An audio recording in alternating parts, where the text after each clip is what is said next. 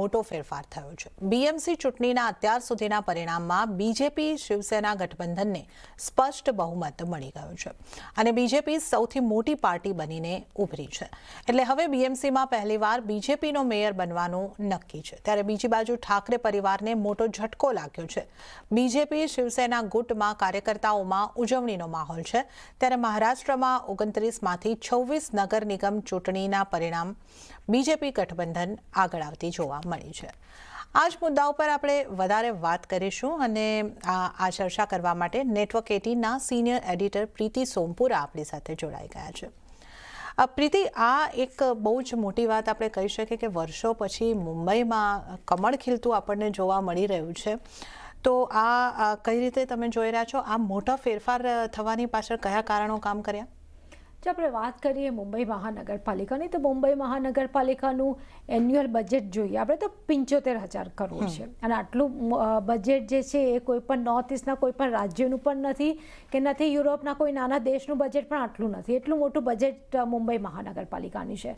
તો કોઈ પણ પાર્ટી ચાહતી હોય છે ઇલેક્શનમાં કે મુંબઈ મહાનગરપાલિકાની ચૂંટણીમાં એનો દબદબો રહે અને વાત કરીએ તો 25 વર્ષમાં જે છે પહેલી વાર બીજેપીનો જે મેયર છે એ મુંબઈ મહાનગરપાલિકામાં બનશે। આની પહેલાં આપણે જોયેલું કે મેયર જે રહેતા હતા જ્યારે બાલ ઠાકરે હતા ત્યારે એ શિવસેનાના મેયર હોય અને ડેપ્યુટી જે મેયરની પોસ્ટ જે છે તે હંમેશા બીજેપીને મળતું આવ્યું છે। અને પહેલાં રામ બારોટ છે, રાજેશ શર્મા, એ લોકો બધા ડેપ્યુટી મેયર બન્યા છે। પરંતુ હવે આ વખતે સવાલ એ છે કે બીજેપી પોતાને મેયર બનાવશે પણ શું ડેપ્યુટી સીએમ પોસ્ટ આ વખતે રાખશે કે નહીં, તે એક મોટો સવાલ છે। શું એ એકનાથ શિંદેની પાર્ટીને આપશે ડેપ્યુટી સીએમ પોસ્ટ, એ પણ એક સવાલ છે। બીજી એક વાત તો ખાસ છે કે સ્ટેન્ડિંગ કમિટી જે આખો કારોબાર સંભાળતી હોય છે એનું ચેરમેન કોણ બનશે, એના ઉપર સૌની નજર છે। મેયર અને સ્ટેન્ડિંગ કમિટીના ચેરમેન કોણ બનશે, બંને મહત્ત્વના પદ છે। તો આ બંને પદ જે છે બીજેપી પોતાની પાસે જ રાખશે એટલું તો તય છે। અગર વાત કરીએ 29 મહાનગરપાલિકામાંથી જે છે જે સૌથી વધારે સીટો જે છે આ વખતે બીજેપી જીતી છે। 2 મહાનગરપાલિકા જે એવી છે જ્યાં એકનાથ શિંદે જીત્યા છે અને 3 જગ્યાએ કોંગ્રેસ જીત્યું છે। 21 મહાનગરપાલિકા પર જે છે બીજેપીએ પોતાનો દબદબો બનાવ્યો છે।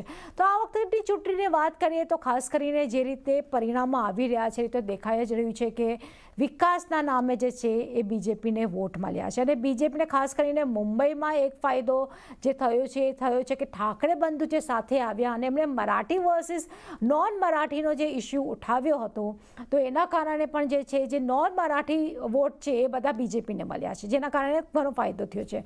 અગર વાત કરીએ મુંબઈની તો મુંબઈમાં ફક્ત 18% જે છે જે મરાઠી વોટર્સ છે અને આ 18%માંથી જે છે 8 થી 9% વોટ બેંક મરાઠીઓની બીજેપી સાથે છે।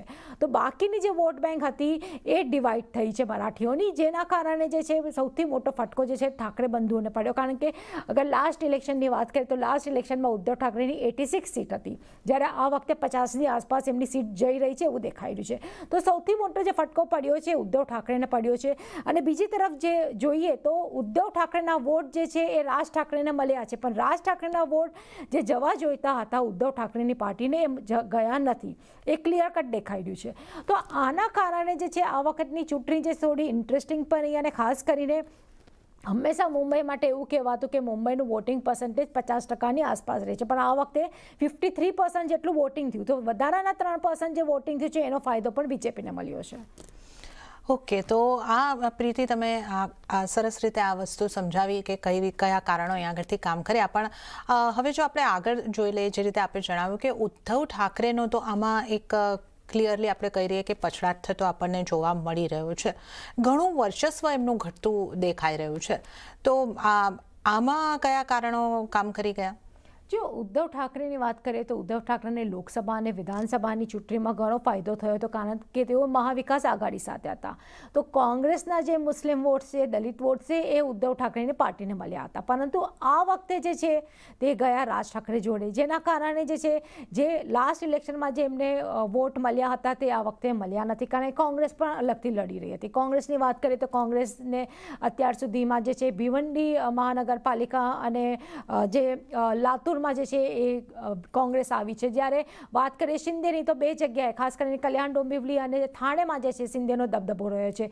જ્યારે બીજી તરફ વાત કરીએ તો જે છે વસઈ વિરારમાં હિતેન્દ્ર ઠાકુરની પાર્ટી જે છે ફરીથી તે એ સીટો બધી જીતી ગઈ છે ત્યાં. અગર વાત કરીએ મુંબઈની તો મુંબઈમાં આ વખતે બીજો એક ઇન્ટરેસ્ટિંગ ફેક્ટર જોવા મળ્યો છે એ છે કે મુસ્લિમ વોટર્સનો ખાસ કરીને, કારણ કે આની પહેલાં જે મુસ્લિમ વોટ જે છે તે સમાજવાદી પાર્ટીને મળતા હતા, પરંતુ આ વખતે સમાજવાદી પાર્ટીને એક પણ સીટ મળી નથી. અને અત્યારના પ્રમાણે જે રિઝલ્ટ આવી રહ્યા છે એ પ્રમાણે MIMના 4 જેટલા ઉમેદવાર હતા તે આગળ ચાલી રહ્યા છે, યાની કે MIM પોતાનું ખાતું જે છે તે મુંબઈમાં શરૂ કર્યું છે. તો મુસ્લિમ વોટ્સ પણ જે છે આ વખતે ડિવાઈડ થયા છે. જ્યારે બીજી તરફ વાત કરીએ બીજેપીની તો બીજેપીની જે વોટ બેંક જે 8 થી 9% જે મરાઠીની જે છે એ ફિક્સ રહી છે, એ બધા વોટ એમને મળ્યા છે. આ સિવાય બીજેપીને આ વખતે ગુજરાતી અને નોર્થ ઇન્ડિયન્સ જે ખાસ કરીને યુપી બિહારના લોકોના પણ વોટ જે છે તે બીજેપીને મળ્યા છે. ઓકે, તો આ આપણે ઉદ્ધવ ઠાકરેની જે પાર્ટીને અહીંયાથી પછાત મળ્યો છે એના વિશે પણ થોડી વાત કરી. અને આ જે યુતિ હતી ઉદ્ધવ ઠાકરે અને રાજ ઠાકરેની, બંને ભાઈઓ સાથે આવ્યા અને આપે જે રીતે જણાવ્યું કે ઉદ્ધવ ઠાકરેના વોટ રાજ ઠાકરેને ગયા, પણ રાજ ઠાકરેમાંથી ઉદ્ધવ ઠાકરે તરફ વોટ વળતા નથી દેખાયા, એ સ્પષ્ટપણે આપણને દેખાયું છે. તો આ યુતિ કરવી ઉદ્ધવ ઠાકરેની પાર્ટી માટે નુકસાન ભર્યું રહ્યું છે? જે જરૂર કહી શકે, કારણ કે જે રીતે મહાવિકાસ આઘાડીમાં નહીં ગયા અને તેમણે પોતાના જ ભાઈ રાજ ઠાકરેની MNS જોડે જે ગઠબંધન કર્યું, તો મને લાગે છે કે સૌથી મોટી ભૂલ હતી. કારણ કે બંનેની આપણે પ્રેસ કોન્ફરન્સ જોઈએ કે પછી એમની જે ભાષણ થયું હતું, જે સભાઓ થઈ હતી શિવાજી પાર્કમાં, તેમાં પણ વારંવાર બંને ભાઈઓ જે છે મરાઠી વર્સિસ નોન મરાઠીનો જે ઇસ્યુ જે છે તે ઉઠાવી રહ્યા હતા. આ સિવાય અગર વાત કરીએ તો બધાને ખબર હતી કે બંને ભાઈઓ જે સાથે આવ્યા છે તે પોતાના અસ્તિત્વની લડાઈ માટે આવ્યા હતા. બંને ભાઈઓ જે છે એમને પોતાની સત્તા ટકાવી રાખવી હતી એટલા માટે તે આવ્યા હતા. પરંતુ વારંવાર તેઓ પ્રચારમાં એક જ વાત ઉઠાવી રહ્યા હતા, એક જ મુદ્દો ઉઠાવી રહ્યા હતા, મરાઠી વર્સિસ નોન મરાઠીનો. તેઓ હંમેશા એમ કહેતા હતા કે બીજેપી સત્તામાં આવશે તો મુંબઈનો જે મેયર છે એ નોન મરાઠી બનશે. એ સાથે તેઓ લોકોને કહી રહ્યા હતા કઈ રીતે બારની કંપનીઓ અહીંયા આવી રહી છે મહારાષ્ટ્રમાં અને મુંબઈમાં ને ટેક ઓવર કરી રહી છે, અને તેઓ એક તરીકેથી લોકોમાં ભય ફેલાવી રહ્યા હતા, ખાસ કરીને મરાઠી માણસમાં, કે જો બીજેપી સત્તામાં આવશે તો તમારી નોકરીઓ છીનવાઈ જશે. આ પ્રકારની જે વાતો કરી હતી એ લાગી રહ્યું છે કે તે મુંબઈના વોટર્સને પસંદ નથી આવી.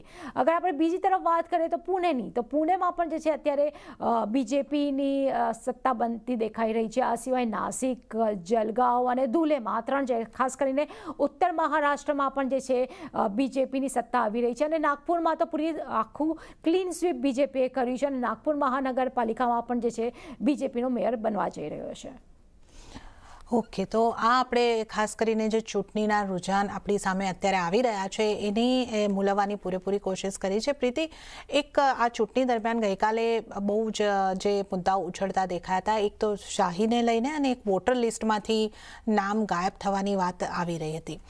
હવે આ બધા હારના બહાના માટે આનો ઉપયોગ કરવામાં આવશે કે કઈ રીતે આ જે બધા મુદ્દાઓ ગઈકાલે ચર્ચામાં આવ્યા હતા એને આપણે સમજવા જોઈએ?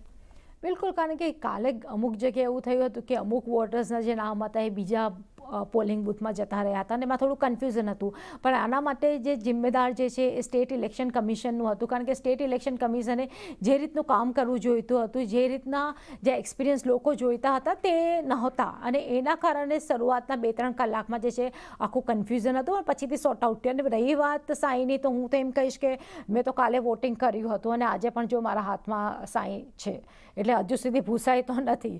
તો એક રીતે કહી શકાય કે કોંગ્રેસ અને જે ઠાકરે, કારણ કે ગઈકાલે જે ઉદ્ધવ ઠાકરે પ્રેસ કોન્ફરન્સ લીધી હતી ને આ મુદ્દો ઉઠાવ્યો હતો, વારંવાર કોંગ્રેસ ફરીથી એકવાર કહી રહી છે કે EVM મશીનના આધારે જે છે વોટિંગ ન થવું જોઈએ, બેલેટના આધારે થવું જોઈએ, પેપર્સના આધારે થવું જોઈએ. તો ક્યાંક ને ક્યાંક હવે ખબર છે કોંગ્રેસ અને ઠાકરે બંધુઓને પણ કે હવે નેક્સ્ટ ઇલેક્શન હવે કોઈ અહીંયા આવવાનું છે નહીં. જે ઇલેક્શન હવે આવશે એ સીધું લોકસભાનું આવવાનું છે, તો એ લોકોને 3.5 વર્ષ સુધી હવે કશું જ કરવાનું નથી.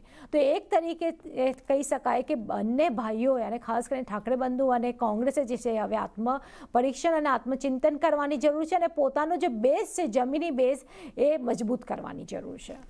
જી પ્રીતિ, અને એનસીપીએ પણ શું આવી જરૂર છે, કેમ કે એમનું પણ આપણે જોઈએ કે કાંઈ જ આવતું આપણને નથી જોવા મળ્યું. જો જે રીતે ચાચા અને ભત્રીજા બંને સાથે આવ્યા, ખાસ કરીને શરદ પવાર અને અજીત પવાર બંને સાથે ચૂંટણી લડી, બંને સાથે પ્રચાર કર્યો, અને ખાસ કરીને સૌની નજર હતી પુણે પર. એવું લાગી રહ્યું હતું કે બંને એનસીપી એક સાથે આવી રહી છે ત્યારે પુણેમાં કમાલ કરશે, પરંતુ એવું થયું નથી. પુણેમાં પણ જે છે મેક્ઝિમમ સીટ જે છે તે બીજેપીને મળી છે. તો એક તરીકે સે કહી શકાય કે બંનેના ભવિષ્ય ઉપર, ખાસ કરીને એનસીપીના ભવિષ્ય ઉપર પણ પ્રશ્નચિહ્ન અત્યારે નિર્માણ થયો છે. હવે કારણ કે આખા ઇલેક્શનમાં એક જ વાત સામે આવી રહી હતી કે ઇલેક્શન પછી જે છે બંને એનસીપી ફરીથી એકસાથ આવી જશે અને બંને ચાચા ભત્રીજા ફરીથી એકસાથે આવી જશે અને એનસીપી ફરીથી બંને જણ એકબીજા સાથે ગઠબંધન કરશે. પરંતુ જે રીતના રિઝલ્ટ આવ્યા છે એ રીતે તો દેખાઈ નથી રહ્યું, કારણ કે ઓલરેડી અજીત પવાર જે છે તે સત્તામાં છે, તે પોતે ડેપ્યુટી સીએમ છે, અને મને નથી લાગતું કે અત્યારે હવે ફરીથી એ શરદ પવાર સાથે જોડાઈને પોલિટિકલ સુસાઇડ કરે એવું તો લાગી નથી રહ્યું. ઓકે, તો આ આપણે જે મુંબઈ બીએમસીના જે રિઝલ્ટ આપણને આવતા દેખાઈ રહ્યા છે એની ખાસ ચર્ચા કરીને આગળના જે રાજનીતિક સમીકરણો પણ બની શકે છે એના પણ અહીં આગળથી આપણને સંકેતો મળતા સમજવા મળી રહ્યા છે. પ્રીતિ, ખૂબ ખૂબ આભાર આપનો અમારી સાથે જોડાવા બદલ અને ઇન ડિટેલ આ ચૂંટણીને લઈને ડિસ્કશન કરવા બદલ આપનો આભાર. ત્યારે જ સમાચાર